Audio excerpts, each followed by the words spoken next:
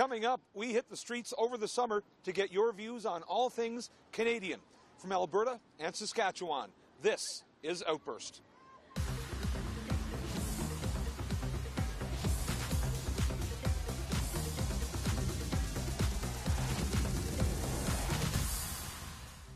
Hello and welcome to the summer edition of Outburst. I'm Glenn McGuinness. 2016 will be a year Albertans won't soon forget. Residents of Fort McMurray recently returned to their homes after wildfires in their province destroyed many homes in the area, displacing thousands. So we set out to ask people how they feel about the reaction here in Ottawa. Our question: how would you rate the government's response to the Alberta wildfires?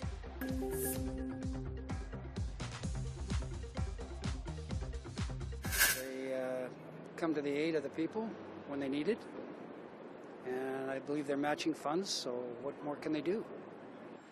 I think it was pretty good. Actually, I think the Premier addressed it and gave us information in a timely manner, so I was pretty happy with how they addressed the issue. Poor, very poor.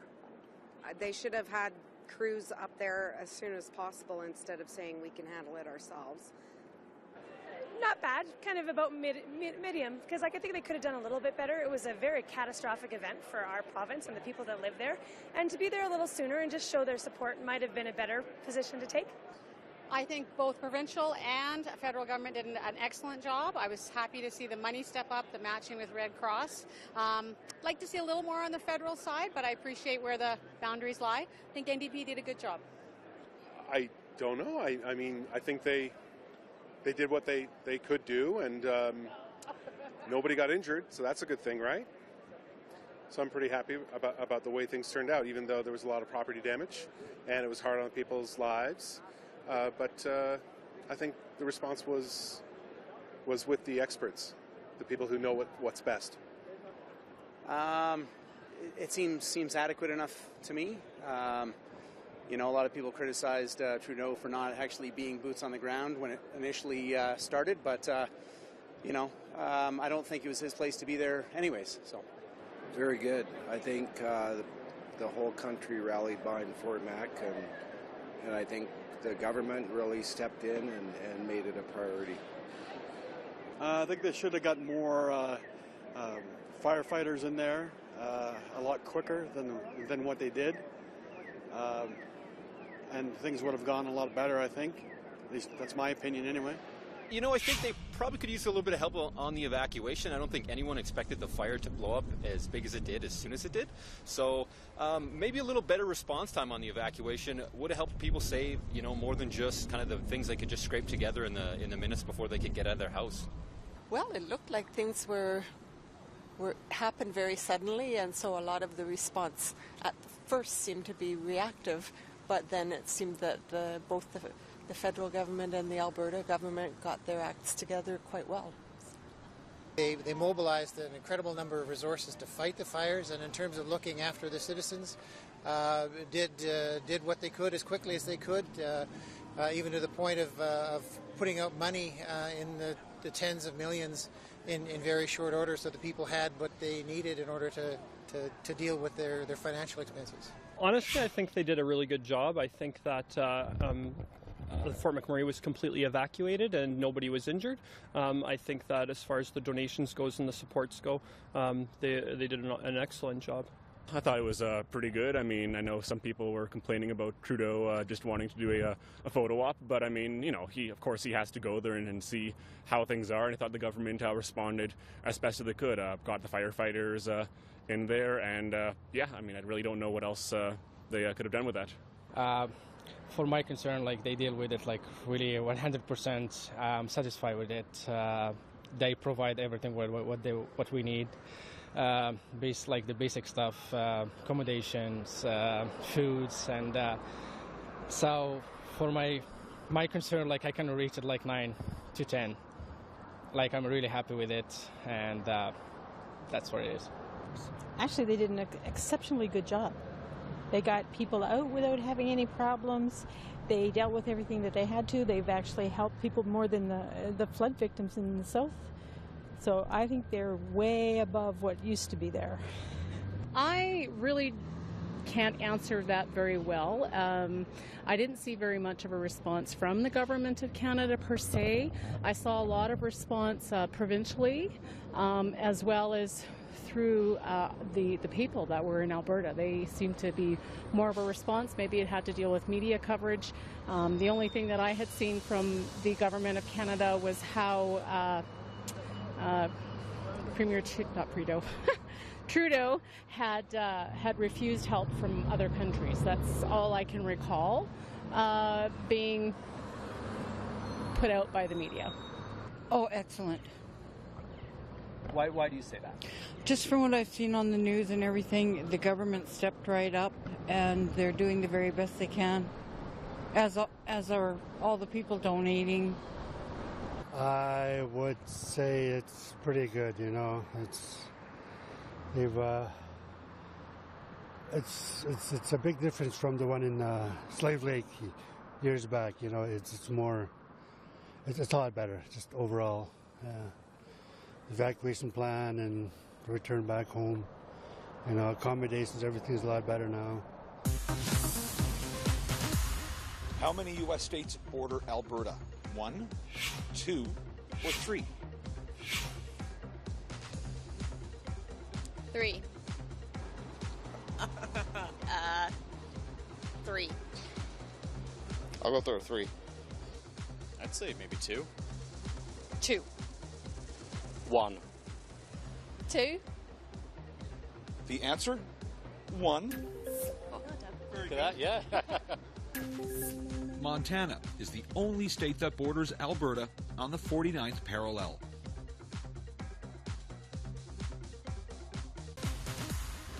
What is Alberta's provincial flower? Purple violet, western red lily, wild rose. Wild rose. Wild rose? Western red lily? Was that one of them? A purple violet? I'm going to say the lily. I have no clue.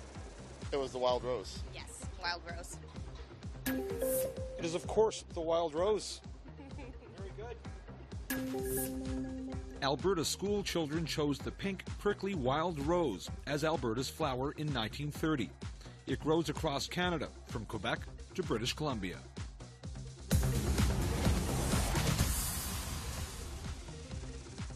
The British monarchy has always been a part of the Canadian fabric, but all history aside, there are some who would like to see us break ties, while others are quite proud of our long-standing relationship with Buckingham Palace. So we sent our cameras out to ask you if this is a tradition worth keeping. Our question: does Canada need the monarchy? Does Canada still need a monarchy? I don't think Canada needs a monarchy. I don't think it's a bad thing. I think the Queen is a pretty cool symbol that people can rally around, but I don't think we need a monarchy. I'm not sure that we need the monarchy, but I think that we benefit from it. I think that the monarchy provides stability and a figurehead that we can look up to and admire, especially in the person of Queen Elizabeth. I don't think they serve any current functional purpose, but it's not too bad having them around. It's part of our tradition and our heritage, so it's okay. Just okay? Just okay. Kind of a neutral. No. I'm not sure what value it brings. It's a bit of a relic from the past, and we've gotten away from a lot of it. Certainly a lot of respect for the current Queen, but I think when her time comes, we should just seriously re-examine the whole thing and just simply go ahead and become a republic or whatever we want. We don't need a monarch. I would have to say no. And why would I say no? It's going forward, I think we're getting less conservative, more liberal. And I believe then that doesn't necessarily need to have that queen, the monarchy. I mean, it's cute, it's nice, they're a beautiful family, but I just don't think that that's where we are these days with what, I guess, our movement and where we're going. Its usefulness is gone. I don't think it really has much of an effect on the world or the country that we live in today. So, no, really, I don't think it does. I think it does, because otherwise, constitutionally, I think we'd have to change a number of things to eliminate the monarchy and its structure in our government, and I'm not quite sure we want to go down that road. It was because of the monarchy that Canada come together and under Queen Victoria. So it really don't matter to me. I guess everybody needs a little bit of royalty in their life. So I'm good with it. I enjoy watching the things on TV about the monarchy. I, don't mind hearing about it. I don't believe it's really an issue that we would need to remove it. I enjoy it.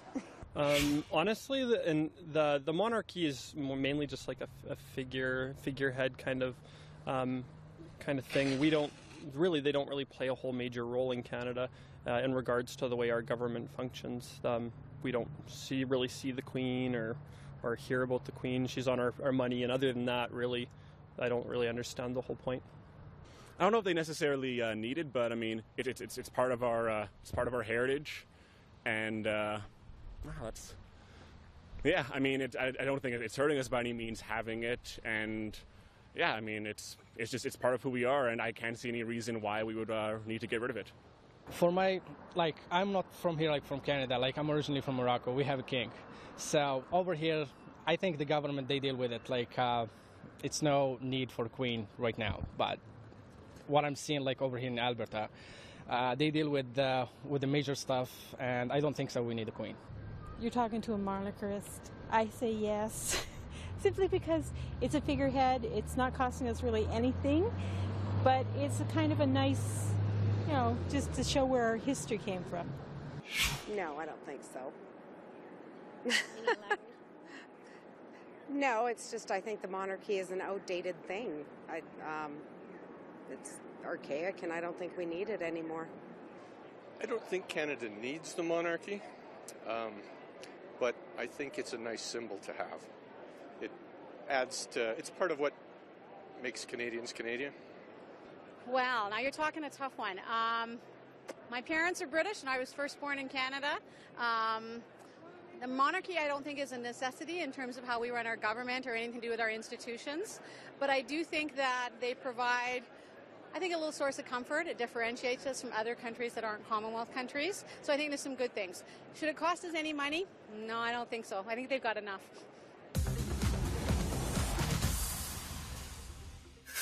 It is home to the City of Champions as well as the Calgary Stampede.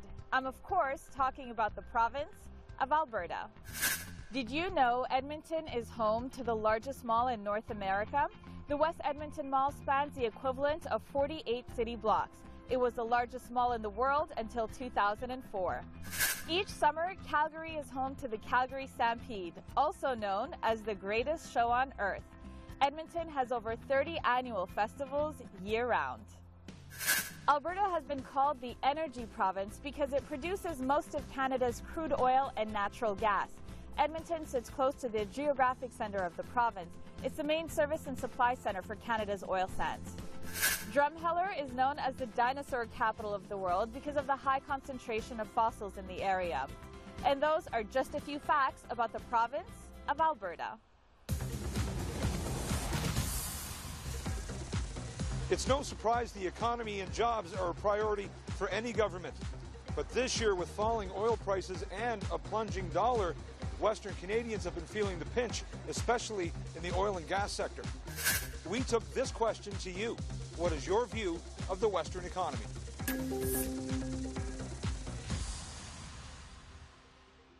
I think right now the Western economy is hurting because of the oil and gas prices, and I think that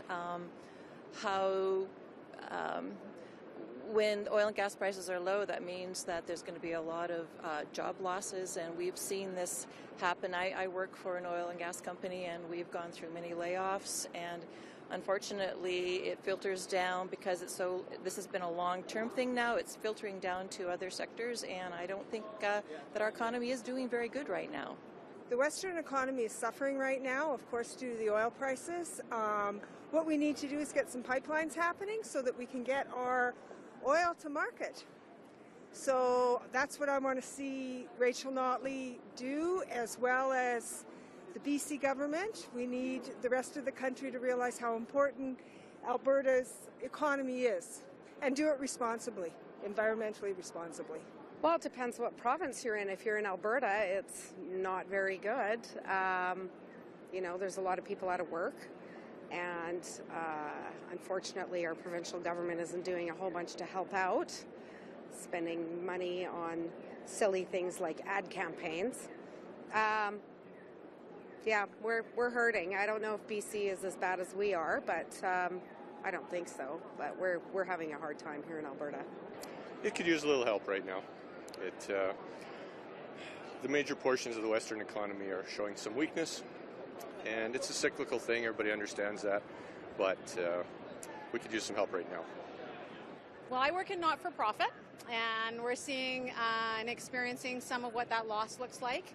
I think that the economy's, we're still on a little bit of a downward spiral, I think. I don't think we've hit rock bottom. I'm remembering 2008 and 2009 and what that was like. And in not-for-profit, we kind of wait about a year before we experience it. We're starting to see that impact now a little bit more. We need to look at how we do things a little differently. But I love the idea of diversification a little bit, but our oil and gas is always going to be there for us. I think it's out of control. Prices are going up. People are struggling. And it's really difficult for a lot of people. Well, in general, the Western economy is the engine that drives Canada, and unfortunately it's firing on maybe half a cylinder, so it's pretty weak at the moment. It's not weak, it's anemic. Many people are coming from other countries, and they really need work to feed their family, so we just hope for a good one so they can help their families, and needy people help themselves. It's unfortunate, but there seems to be a lot of infighting amongst the provinces right now, and I don't know if that's partly due to the time, with the oil depressed price-wise, and with the pipeline issues. It seems sometimes everybody's scrapping for the little piece, and I think it's unfortunate. I think we all benefit from getting these pipelines through, and I think until that happens, I think things seem to be a bit depressed. I think there is a bit of a gloom out there. There's a gloom in the real estate market. I think there's a gloom definitely in the natural resources, and I think right now it is a little down. I know we're not doing too good right now. I mean, oil prices have not been the greatest, but at the same time, we need to start finding other options other than just oil and gas, especially in Alberta. We can't just be an oil and gas province. We have to find different ways to boost our economy and create new jobs. I mean, we've got all these new technologies that are coming in, and computers are getting smarter and smarter, and people need to be working on these things. So yeah, I guess just branch out and try to find new ways to improve. I think as compared to other countries around the world, I think we're still great. Although, the news says so, but I believe we're still good, doing well. Yeah. In the next 20 years, we're going to lose 3/4 of the jobs we have because of automation. And I think that's a problem that we're really going to have to confront. And I think that we're going to have a guaranteed minimum wage for everybody. I mean, it's down. I mean, we're ahead of most parts of the country. This time it's our turn to be down and out, but we're working our way back. We will. It's just the way the cycle works. I think our Western economy is fairly strong. I know there's problems with the resource revenue still, but hopefully that will improve over the next couple of years. So you're quite confident? I think we'll get through this and we'll be strong as we were in the past. Well, for Saskatchewan anyway, which we have, that's our governmental jurisdiction. I am saddened that we have a government that is still denying climate change and beholden to the extraction industries, and I feel like a pariah in Canada. The rest of the country seems to be waking up to this emergency that we're facing with climate change, and it's not happening here. So do you feel our economy is too dependent on resource revenue? Absolutely. I mean, we should be taking the money we're making from that and putting in it alternative energy at this point instead of pursuing more fossil fuels. This province has more roads in it than any other province in Canada. It's also home to roughly 100,000 lakes. I'm talking about the province of Saskatchewan. There's a good chance that the next time you're putting mustard on your burger or your hot dog that it came from Saskatchewan. Saskatchewan didn't start producing mustard until the 1950s, but today, Saskatchewan producers are the largest exporters of mustard in the world. Even though Saskatchewan joined Canada in 1905, the official flag of the province wasn't adopted until 1969. It features the provincial shield of arms along with the floral emblem, the Western red lily. Did you know Saskatchewan is the only Canadian province with entirely man-made borders?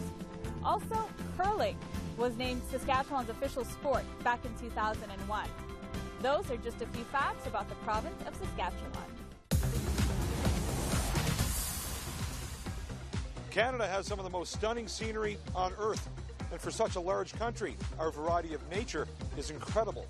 So we took to the streets with this question: what makes your part of the country so unique?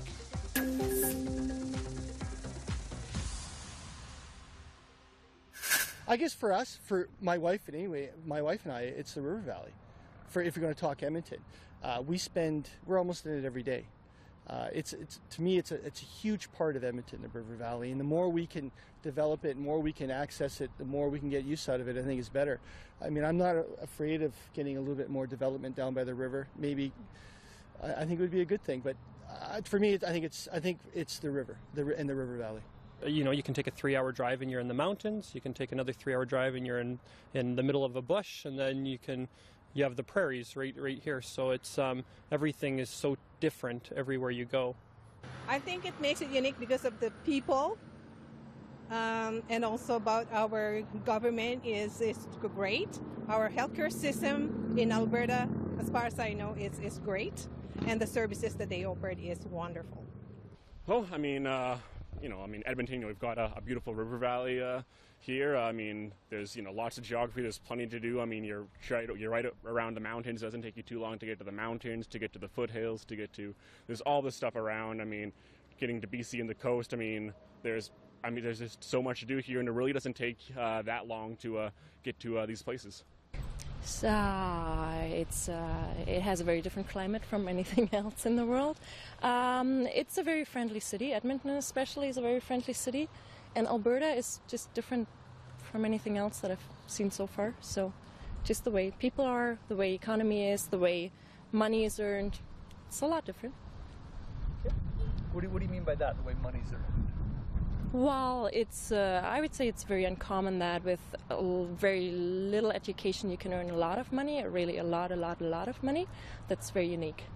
We're a pretty welcoming part of the country, and we have a very friendly atmosphere. And I think that things like the Stampede, like that's kind of what we're all about, and you can see it in some of the recent kind of catastrophes that we've had, floods and fires and whatnot. A lot of pulling together and a lot of, we work hard, that kind of thing. So definitely the mountains. I love the mountains. That's what I love about Canada, yeah. The people that live here, the resilience of people, it's a beautiful province, it's a great place to live, and Alberta's just a wonderful place. Mountains. Mountains and blue sky. You don't get more blue sky than anywhere in the world. It's beautiful. I'd say that we're kind of diversified. We're a little bit of the west, a little bit of the central, and a little bit of the east. I think that we have, I feel like we're a little bit of a melting pot in terms of culture, because we've got, lots of people from BC have moved here for work, and lots of people from Saskatchewan have moved here for work, and even from the East Coast in Ontario. So the people and the landscape too, right? We've got the mountains, we've got the prairies, we've got the forests. I feel we're kind of diversified that way. Well, I think there's a Western flavor just from the history of the way the country was developed in the early 1900s, when the settlers came out and were very independent people, established the country in a the western area with a very, I think, unique flavor. I liked that the biggest city is only Saskatoon with 500,000, and I'm here in Regina. It's a smaller community, so it makes you feel like it's more tight-knit, and people are a lot friendlier. Everyone's got a smile. Everyone says hello, good morning in the morning, and you won't get that in a big city like Toronto or Hamilton. So I do value that a lot here. Saskatchewan is unique in the sense like it's a big province, and in terms of resources it's rich, but we need to see a little bit of population growth, and it's happening. So it's a happening province, and it's a growing province. That's what it makes us unique.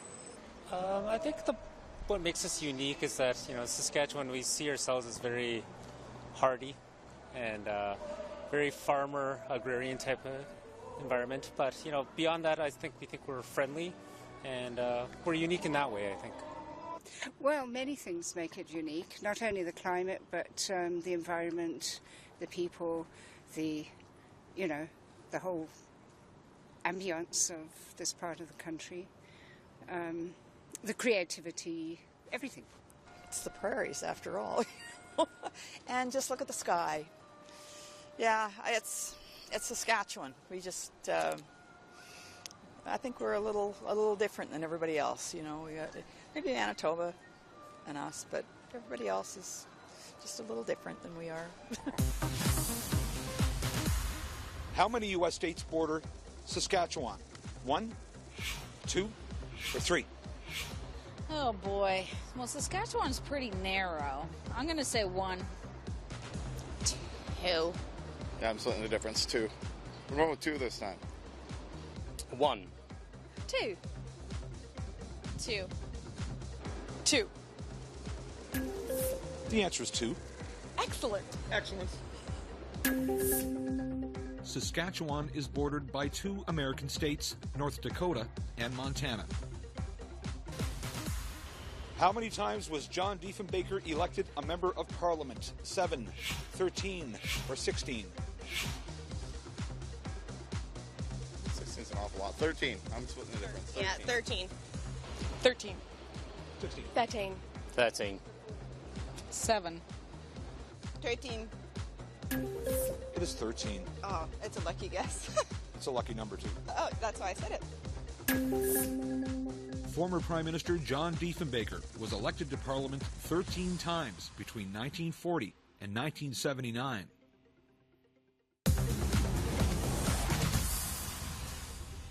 That's all for the summer edition of Outburst. Just a reminder, don't forget to check out our new CPAC TV To Go app and our CPAC Quiz Canada Trivia app.